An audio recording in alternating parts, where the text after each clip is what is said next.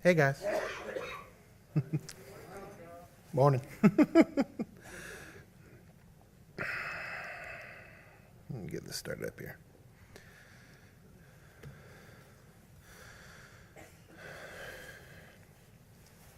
I got my stuff set here. That's not what I wanted. That one. Are there chess players in here? Anyone? Some? Let me get a just temperature of everyone real quick. Raise your hand if you've heard of rooks.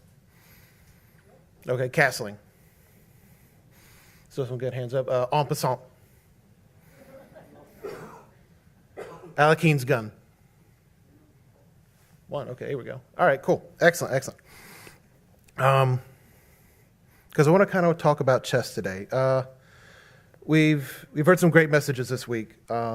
We've heard about service. We've heard about forgiveness. We've heard about obedience. Everything in the Bible that we've to an extent, not even to an extent, that we've been ordered to do. We're ordered to forgive. We're ordered to serve. We're ordered to be obedient to Him. And if it doesn't beg the question, then maybe if you're overthinking things, the question comes up: Are we pawns? I've heard it asked before, and not every. There it goes. It's not always a straight answer every time, but that you get in response. But are we pawns? Because the word pawn, we want to be obedient, of course, but the word pawn has a lot of really negative connotations, doesn't it? I mean, when you think about pawns in chess, they have the least movement options, one square forward at a time, sometimes two. They threaten the least area, 2 squares. Again, forward to either side. They're the smallest piece on the board and arguably the least interesting at an aesthetic level even. And with 8 of them on the board, it's really easy to consider them expendable. That word pawn, like I said, has a lot of negative connotations. No one wants to be called a pawn. If you're looking at the chessboard, it's really easy to think of God as the king piece, clearly, in that metaphor. Maybe Archangel Michael is the queen, kind of moving wherever it wants, knocking stuff down wherever he needs it knocked down. I don't know where anyone else fits in. I don't know where anyone else's names is except Gabriel. So talk to me afterward. You want to debate what piece Gabriel is. But what would stop God from using us as his pawn at the end of the day, though? When Gideon was surrounding the Midianites couldn't do anything about being moved by God's power. The armies of Ammon, Moab, and Edom could do nothing in 2 Chronicles to God's power. And in 2 Kings, the Syrians could do nothing about God's power, asking them to destroy each other. Even Pharaoh, a God among his people as he were, could not stop God from simply hardening his heart.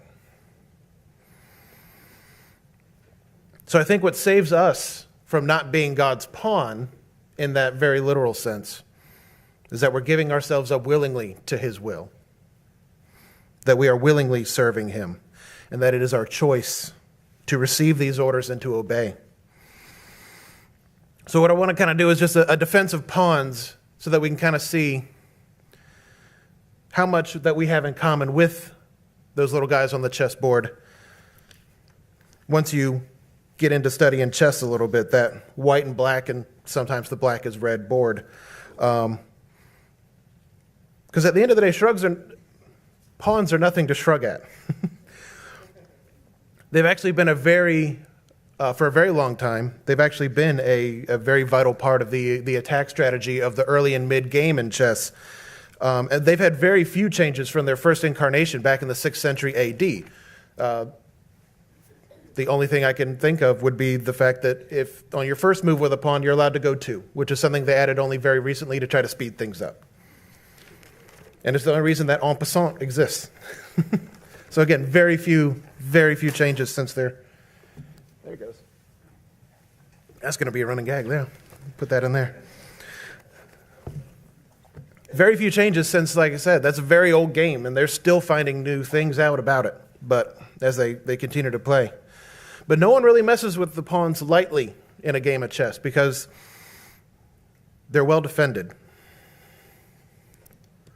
Let me pull up Ephesians 6:10, if you want to follow. Where'd it go?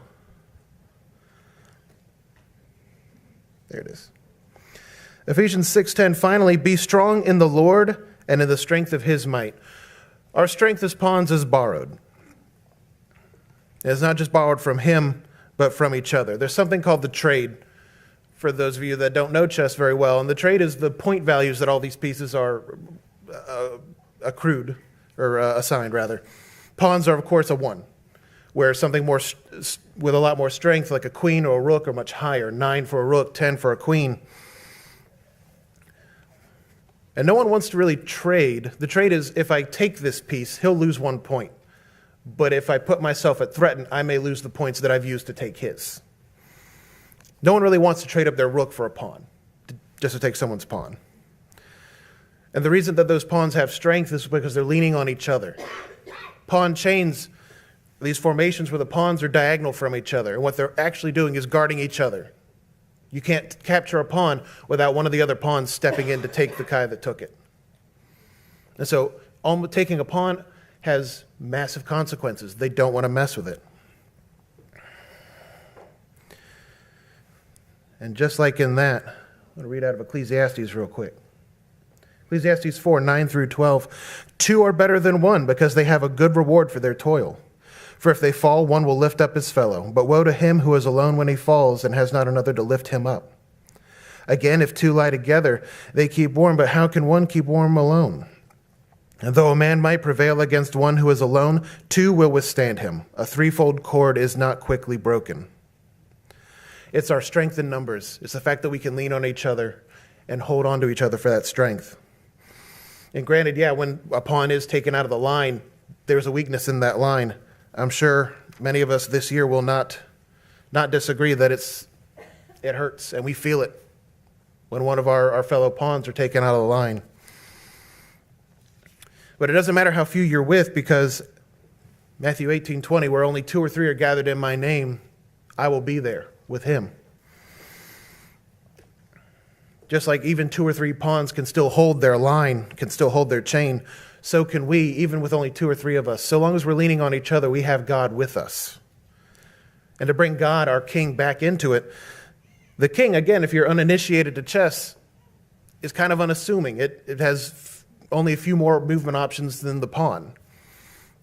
And because you have to protect the king of the game, it's really easy to think of it as weak as well. But let me go back to that trade that I mentioned earlier, those point values. It's impossible to capture the king. He's not traded. So a lot of people actually consider that the king does not have 9 or 10 points, that the king is worth infinite points, that his power is unlimited because he cannot be captured. The world out there doesn't see power in God. They either see him as powerless to do things, they see him as non-existing, or if he is here, he doesn't care to act. But we know that this world right now, he's biding his time where he can play his endgame, where he can play his endgame strategy. In chess, the king becomes very active during the endgame. He's protected, yes, in the early and the mid games, but in the endgame, he's active. He's moving around the board. And he's crucial in protecting and saving his pawns.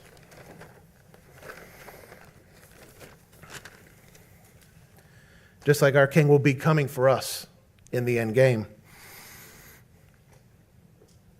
And to get back to the pawns, what are they up to in the end game? I'll mention back again that pawns only take 1 step forward. They're not allowed to step to the side. They're not allowed to step backward. The only way that a pawn can make progress is by moving forward. I want to look at Philippians 3:12.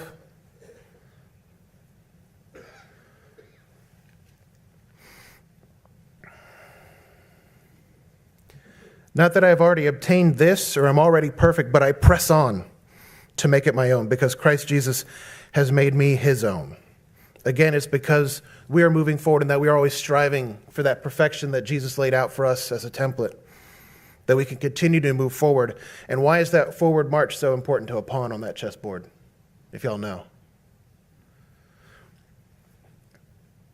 Because when a pawn reaches the end of the board, when he reaches the opponent's side, when he reaches the end, when he's run his course, he's promoted. I'm hearing it now, yeah. He gets promoted.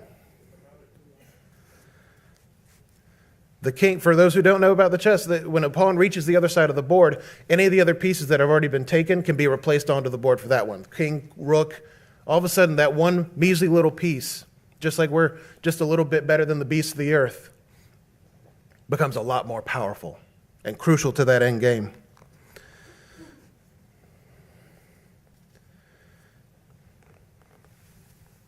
He promotes us to be kings and priests alongside him. And even though in chess you can't promote a pawn to a king, God wrote the rule book. He can change it if he wants, right? All things are possible through him. And we get promoted to kings or bishops once we've run our course. So I just want to say that when you stop and consider the strategy that God's laid out before us in this Bible, this white and black and sometimes red book, being a pawn's a pretty good gig.